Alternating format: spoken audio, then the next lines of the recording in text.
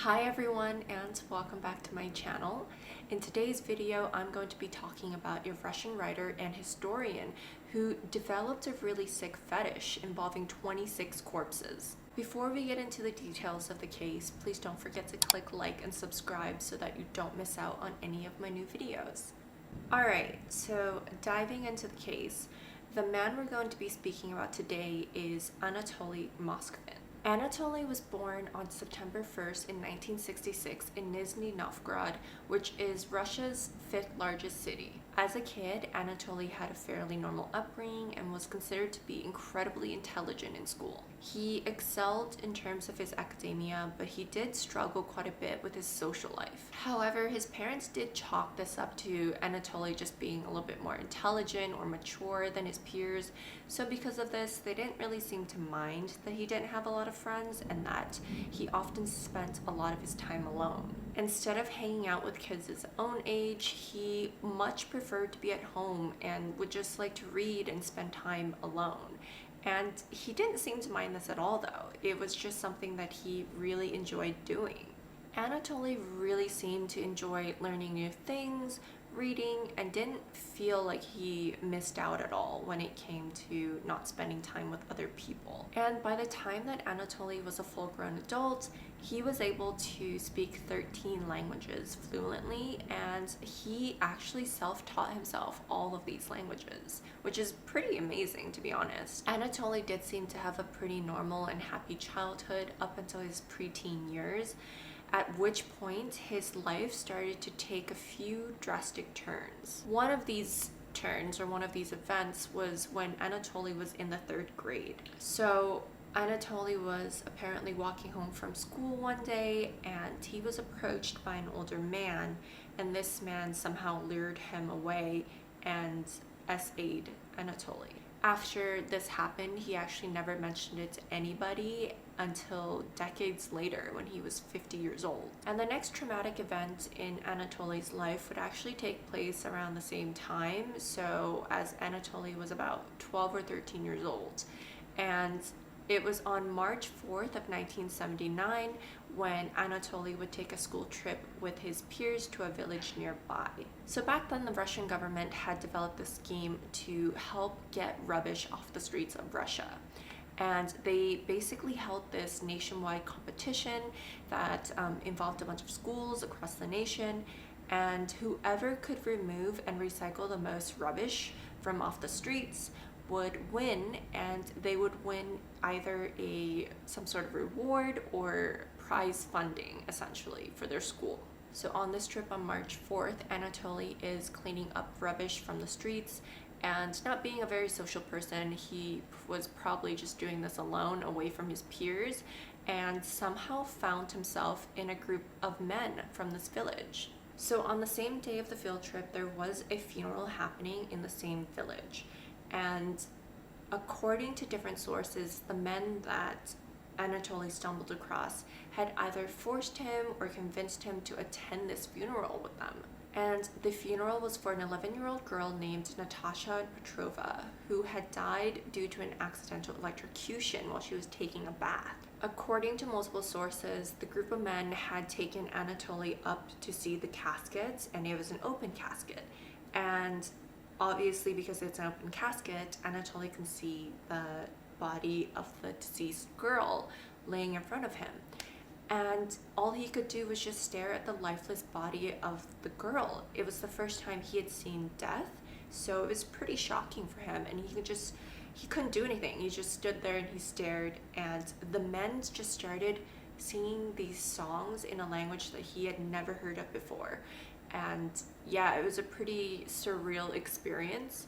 As Anatoly was standing at the casket, Natasha's mother went up to Anatoly and told him to bow and kiss her daughter. Anatoly at this point is pretty traumatized. Not only is this the first time he's ever seen a dead body, but now this strange woman has just come up to him and is telling him to kiss the dead girl. Obviously, being really traumatized by all of this and just shocked, he begins to cry. And when he begins to cry, the group of men that he had come to the funeral with all come up to him and force him to basically kiss the dead girl's forehead by pressing his head down to the body and holding it there until Anatoly kisses the girl's forehead at least 3 times. Anatoly would later attribute this traumatic event to be the very reason that he's so interested in death. After the funeral and after the field trip, Anatoly does head home, and later that evening when he goes to sleep, he has a nightmare about Natasha, the dead girl that he was forced to kiss. And he would wake up the next morning and remember everything that happened in the dream, and it just really freaked him out. The strange thing is this continued to happen for basically every single night after that traumatic event. He would go to sleep, and in his sleep, Natasha would come and visit him in his dreams, and she would continue to say the same thing over and over and over again. So in Anatoly's dreams, Natasha would visit Anatoly and tell him that he needed to go back to the village where the funeral took place, and he needed to go and practice black magic. Natasha told him that she would teach him how to do it and that he had to do this. But Anatoly, being very, very scared of all of this, he would refuse to go and would refuse to do what Natasha was telling him to do. However, each time that Anatoly rejected her demands, Natasha would just come back the night after in his dreams and would just get angrier and angrier because he would refuse to do what she's telling him to do. Eventually, because he's having these dreams for weeks on end and he is scared out of his mind, he decides to give in to Natasha's demands. So the next day, Anatoly would walk back to that village, and he would walk past the building where the funeral had taken place. And he thought that this was all he needed to do to complete the mission, or to fulfill Natasha's demands. And so yeah, he walked past the building and then he walked home thinking that this was all going to be over with. And it seemed to work for that one night, because for the first time in weeks after he did that, he did go home, he went to sleep, and Natasha didn't visit him in his dreams. And his dreams remained to be pretty peaceful for the next few nights until he started dreaming of Natasha again. And in his dreams, she was persistent, she was angry, and she continued to demand that Anatoly go back and practice black magic and that she would teach him how to do it. Anatoly said that Natasha wanted him to carry out these rituals for her, and that's why he needed to learn how to do black magic. Eventually, things got so bad for Anatoly. He wasn't really sleeping well, he was stressed, he was scared.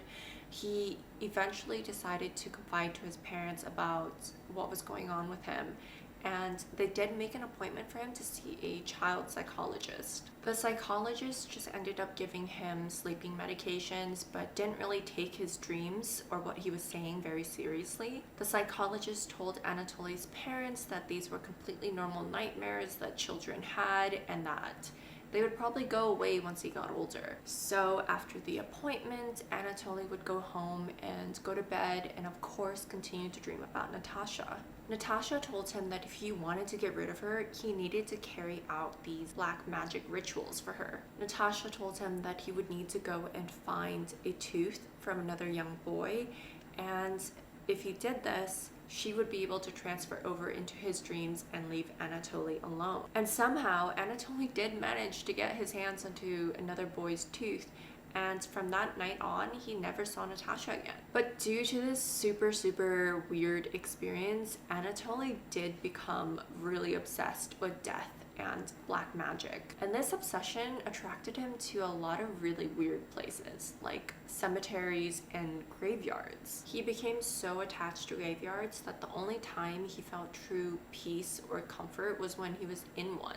And because of this, he continued to visit a bunch of cemeteries and graveyards throughout his childhood and teenage years, and even in his adult life. Eventually, as Anatoly gets older, he gets accepted into Moscow State University, where he studies languages and history, which were the two things that he really excelled at. And it was during this time that he became even more fascinated with black magic and anything relating to black magic. He apparently also even joined the satanic group where they would do rituals and animal sacrifices. He also told this group, the satanic group that he was in, about his experience with Natasha, and the members of the group thought that Anatoly was really cool and they saw him as someone who was very gifted and very special.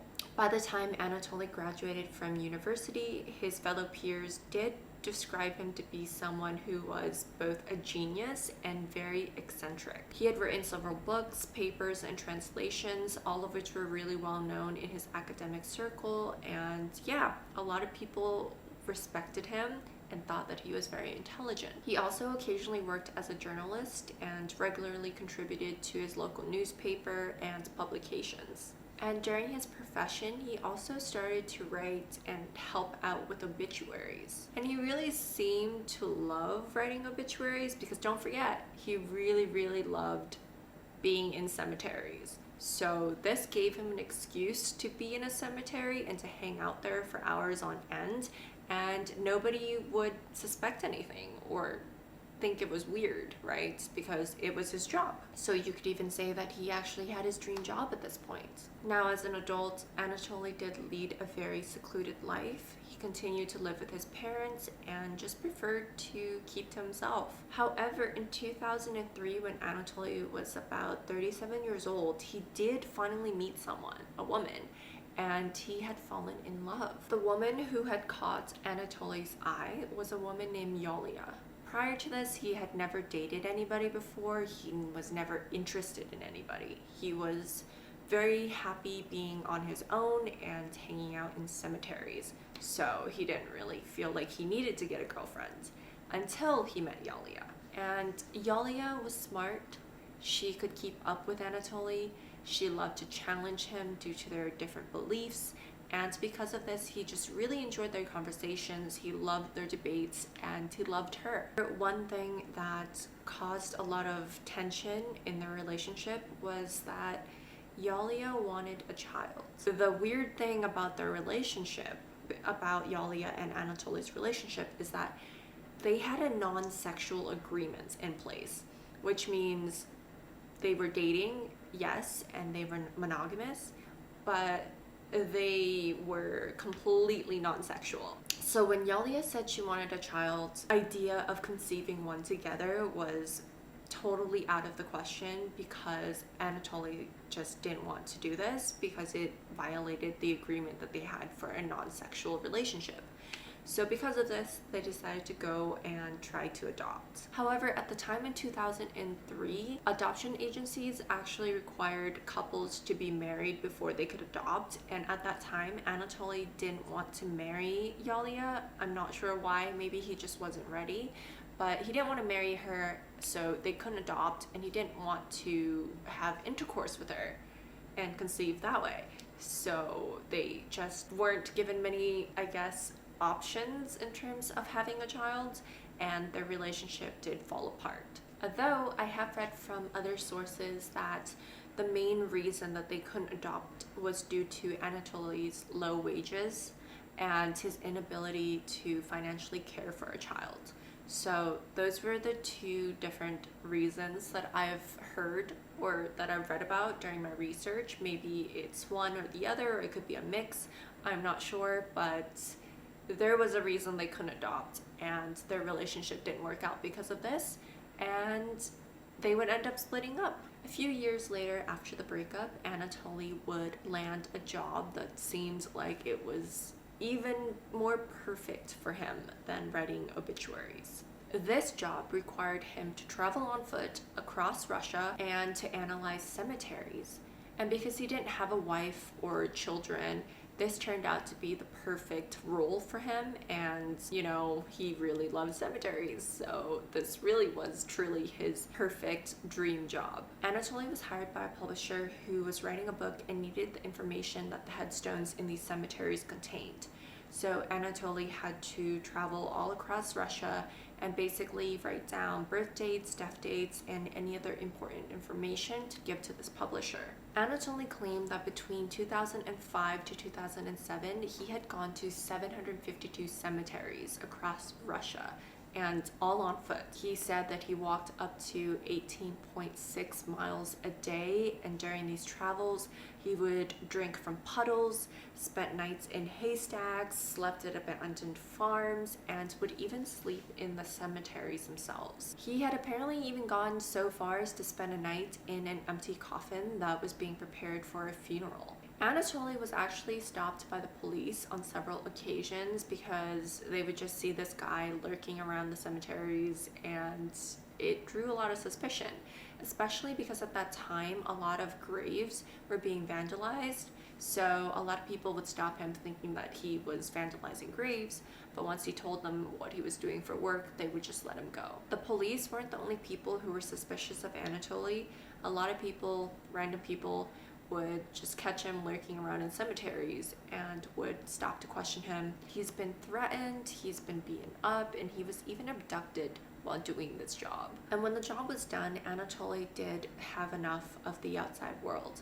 He went home to his parents' house and he hardly ever came out. He became a proper hermit and only came out to buy food and essentials. Now in 2009, locals in the village where Anatoly was living started to discover the graves of their loved ones being desecrated or maybe even completely dug up. And for nearly 2 years, investigators couldn't figure out who was responsible for all this. However, in 2011, Anatoly's name was put forward to the police. Tons of people had suspected him, and it really didn't help that Anatoly was very open about his beliefs in the articles that he wrote, and he kept no secret about his love for graveyards. So he quickly became a suspect, and the police decided that he needed to be investigated. So on November 2nd in 2011, the police went to question Anatoly and to investigate him, and they showed up to his condo or to his apartment, to the home that he was living in with his parents. And what they would find in his apartment when they arrived would be absolutely terrifying. When the police arrived at his apartment, they would find it full of life-size dolls just laying around everywhere. And when I say everywhere, they were literally everywhere. There were dolls on the floor, on the sofa, on his bed, on his shelves, leaning against walls. It was just a house full of dolls. It was a complete mess. The dolls were also all dressed up and seemed to have makeup on, so he was dressing them up and putting makeup on these dolls regularly. Anatoly was taken away to the police station to be further questioned, and a few officers stayed back at the apartment to try to search for evidence. And as they were searching, because the apartment was so packed with dolls and was so messy, they had to move some of the dolls around in order to try to find items that they were looking for. And as one of the officers was moving one of the dolls, the doll just starts to make a rattling noise. And they figured that Anatoly probably hid something inside the dolls, maybe like the evidence that they were trying to look for, and they decided to cut the dolls open. While the police were expecting to find documents or other evidence against Anatoly, they definitely weren't expecting to find the bodies of mummified women and young girls inside of the dolls. When the police found the first body in the first doll that they opened up, they obviously were very shocked, because who would do this? It's crazy, it's creepy, it's really gross. So yeah, they open up the dolls, and what they find inside each of the dolls are bodies. And these bodies belong to women and girls ranging from the age of 3 to 25. Over the course of 2 years, Anatoly had been visiting these graveyards, various graveyards, and had been digging up their bodies and had been mummifying the bodies with a solution of salt and soda. He would dress them up in nice clothing, he would put makeup on them, and he would put them on his couch and talk to them and have tea parties with them and just treat them as if they were alive. He even had all of their birthdays hung up on his bedroom wall. Although only 26 bodies were found in Anatoly's apartment, the police did suspect that he had vandalized up to at least 150 graves. Police actually found numerous metal nameplates removed from headstones inside Anatoly's apartment. Inside of Anatoly's apartment, the police did also find instructions for the making of these dolls, They found maps of cemeteries across the region, as well as photos and videos depicting open graves and unearthed bodies. Inside of the mummies, or inside of the dolls, Anatoly would place mechanisms from music boxes inside of the dolls so that when he touched them, they would make sounds. Personal belongings and clothing would also be found in some of the dolls, and these belongings would include hospital tags stating the cause of death of some of the girls, and one of the dolls also had a dried human heart. Upon finding all of this, Anatoly was immediately arrested and actively cooperated with investigators and told them that he had been making these dolls for about 10 years now, like over the course of 10 years. He also told the investigators that he had dug up these bodies, or the girls' bodies, out of loneliness, and that he loved them as if they were real and he cared for them as if they were alive. Although he did say that he had a few dolls that he didn't really like that much, so he kept them in the garage. Anatoly claimed that one of his biggest dreams was to have children, but due to the reasons that we discussed earlier, this wasn't possible for him. So he had these dolls keep him company.